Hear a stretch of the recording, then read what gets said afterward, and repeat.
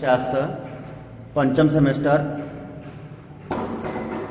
आज हम समाजशास्त्र में पढ़ेंगे दुर्खिम का सामाजिक तथ्य का सिद्धांत। दुर्खिम का सामाजिक तथ्य का सिद्धांत है वो एकदम छोटा सा पर अपने आप में बहुत ही विस्तृत और साधारण सा सिद्धांत है जो हमारे लिए अत्यंत महत्वपूर्ण है और इस सिद्धांत के आधार पर ही हम अपना जीवन व्यतीत करते हैं, चाहे वो कोई भी व्यक्ति हो।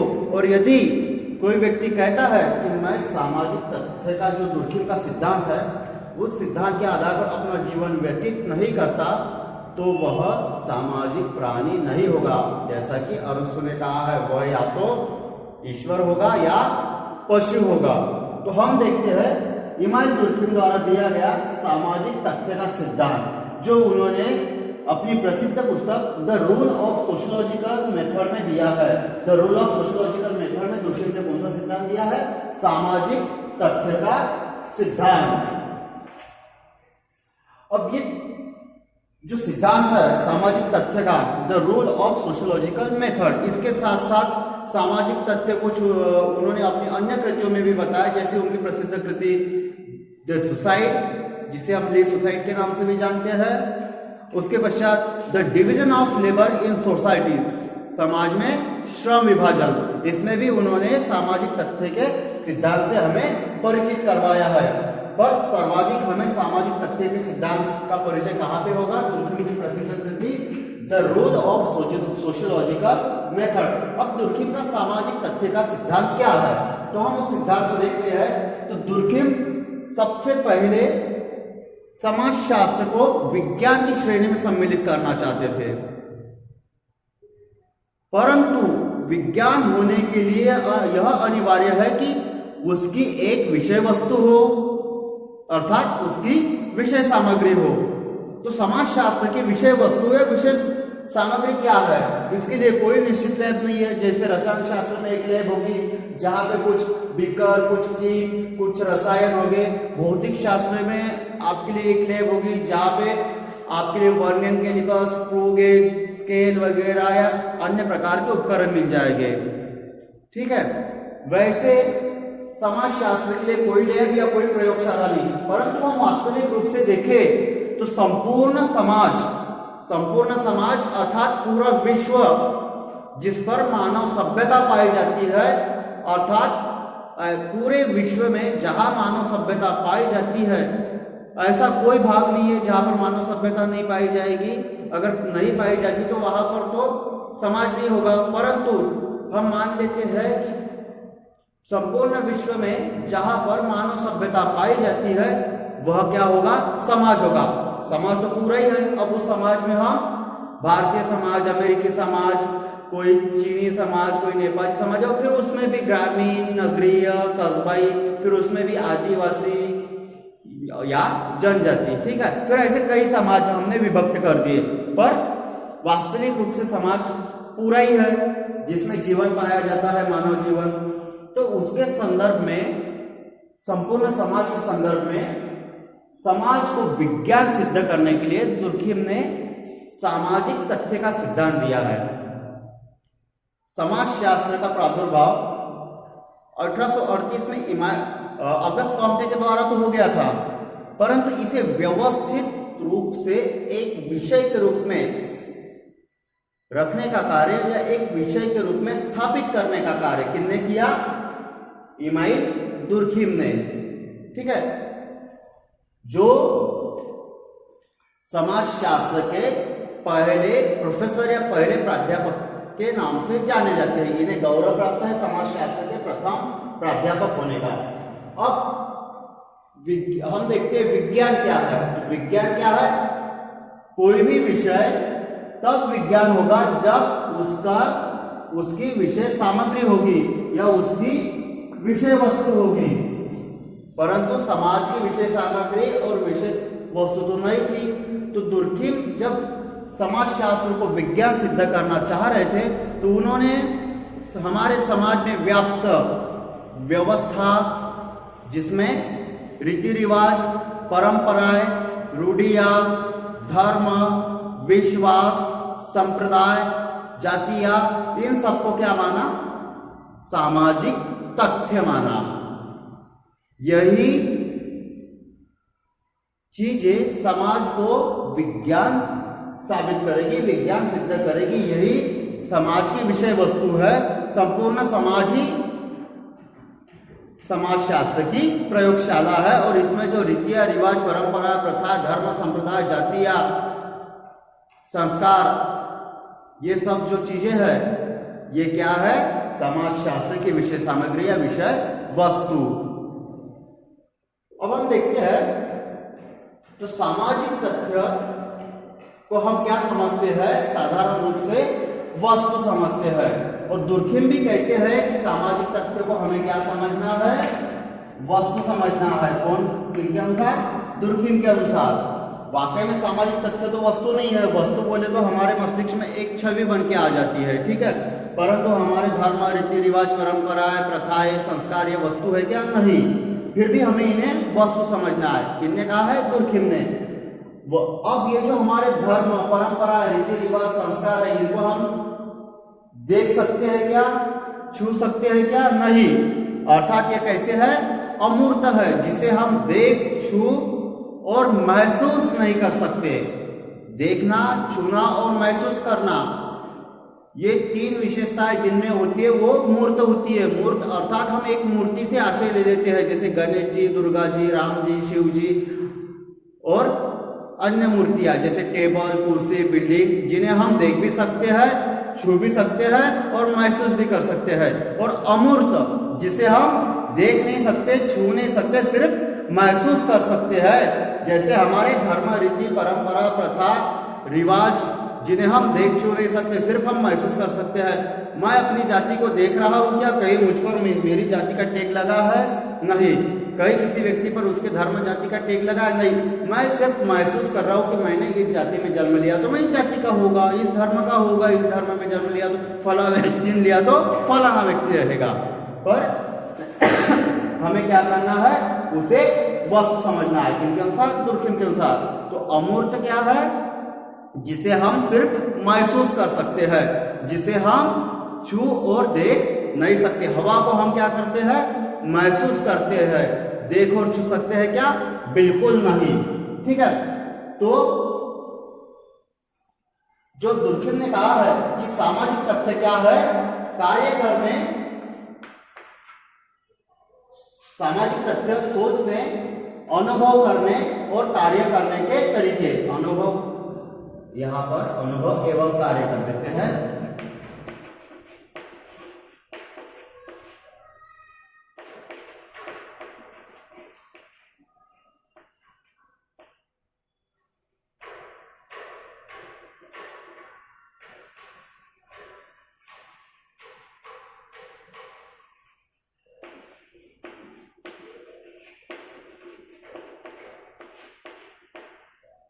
सामाजिक तथ्य सोचने, अनुभव करने, कार्य करने के तरीके, या फिर सामाजिक तथ्य सोचने, कार्य करने और अनुभव करने के तरीके हैं, जिसमें दो गुण होते हैं। कौन से दो गुण होंगे जो सामाजिक तथ्य की विशेषता है?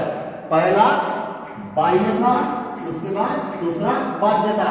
ये दो गुण सामाजिक तथ्य में होंगे, ठीक है।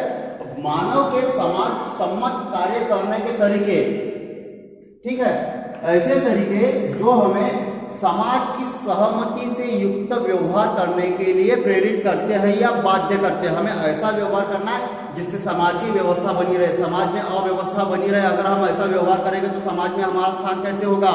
निम्न स्थान होगा। हमारी छवि समाज में धूमिल होगी।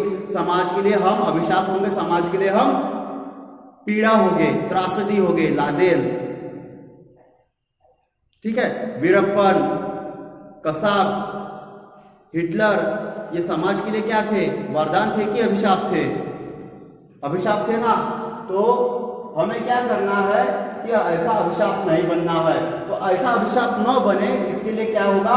हम पर प्रथा, संस्कृति, परंपराएं, रूढ़ियां, रीति रिवाज, धर्म आदि के द्वारा नियंत्रण रखा जाएगा। हमारे व्यवहार को नियंत्रित किया जाएगा। हमें बताया जाता है ना बचपन से ही, छोटी अवस्था से ही, जब हम चींटी को मारते हैं या किसी पतंगे वगैरह को मारते हैं तो क्या कहा जाता है कि बेटा उसको नहीं मारना। क्यों? क्योंकि पाप लगेगा, और पाप लगने के बाद क्या होगा कि हम जब मृत्यु को प्राप्त होंगे तो हमें नरक में वैसी यातनाएं झेलनी पड़ेगी जैसा हमने उस जीव के साथ किया है।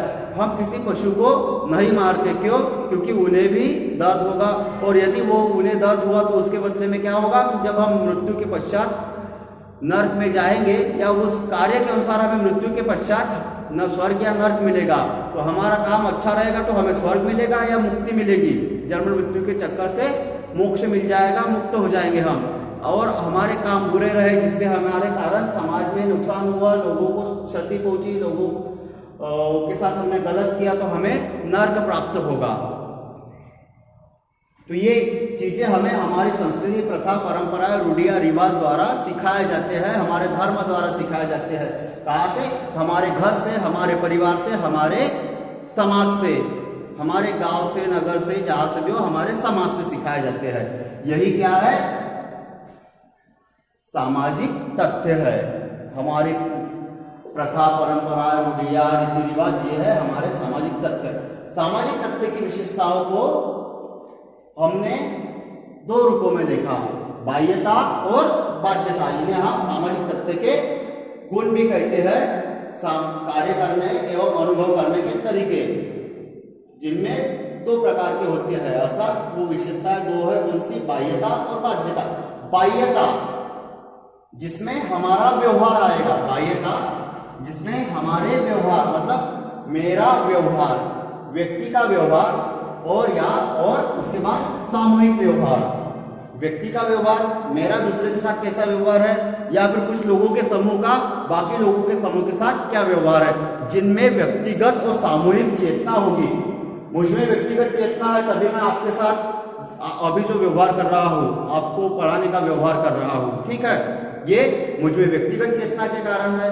सामूहिक चेतना, कोई त्योहार आता है, पर्व आता है, होली के समय हम रंग खेलते हैं, एक दूसरे को रंग लगाते हैं, तो एक समूह दूसरे को लगाता है, एक व्यक्ति दूसरे को लगाता है।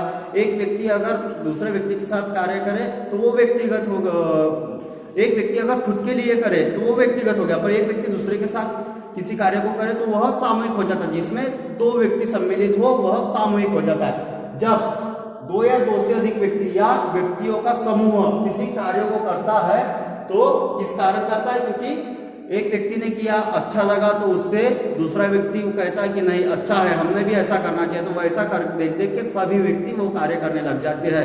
तो ये होती है सामूहिक चेतना। सभी एक व्यक्ति से वह चेतना दूसरे व्यक्ति में, दूसरे तीसरे ऐसे चेन के रूप में बढ़ती गई, और उस आधार पर व्यक्तियों ने कार्य करना प्रारंभ कर दिया, जो है सामूहिक चेतना।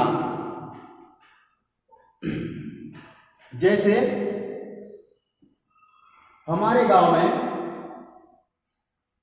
मान लेते हैं कोई धार्मिक आयोजन हो रहा है। धार्मिक आयोजन में आखिरी के दिन का सबका फेवरेट कार्यक्रम महाप्रसाद, ठीक है, सभी का फेवरेट होता है। बाकी दिन कोई उस धार्मिक कार्य में सम्मिलित हो या ना हो, तो सबका फेवरेट महाप्रसाद। उस दिन क्या होगा? पूरे लोग वहां पर महाप्रसाद लेने के लिए जाएंगे, परोसने में मदद करेंगे, श्रम देंगे, अपना सहयोग करेंगे, श्रमदान करेंगे।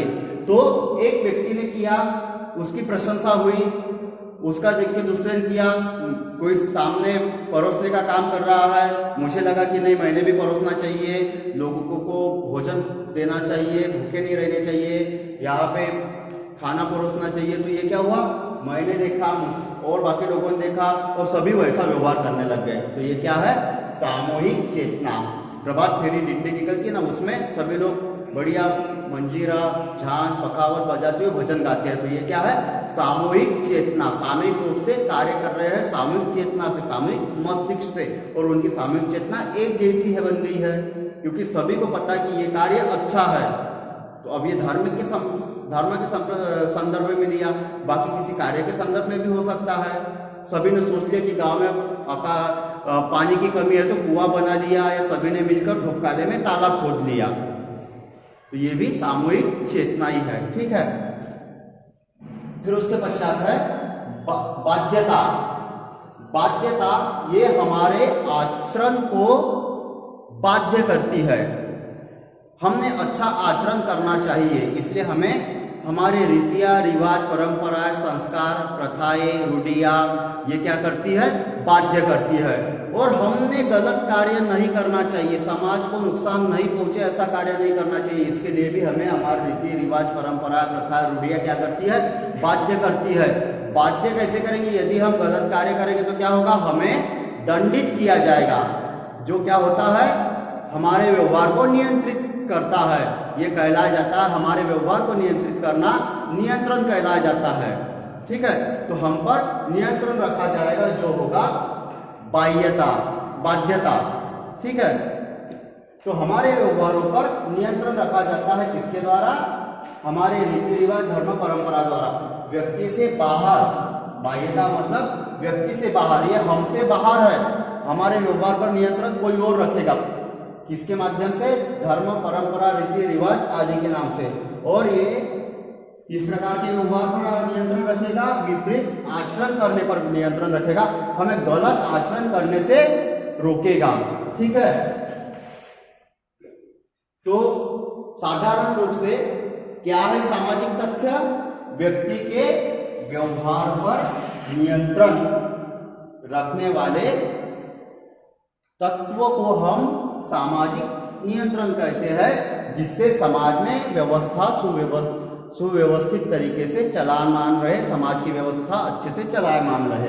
जैसे क्या है वो तथ्य, धर्म, परंपरा, रीति रिवाज, रूढ़ियां, प्रथाएं, संस्कार, आपको सिखाए जाने वाले अच्छे संस्कार, अच्छे आदर्श क्या कहलाए जाएंगे, सामाजिक तथ्य। सामाजिक तथ्य का सिद्धांत इमाम दुर्खिम का सिद्धांत है, जिन्होंने समाजशास्त्र को विज्ञान के रूप में स्थापित करने हेतु सामाजिक तथ्य का सिद्धांत दिया। इस सिद्धांत के बारे में हमें विस्तृत अध्ययन कौन सी पुस्तक में पढ़ने को मिलेगा, the rule of sociological method.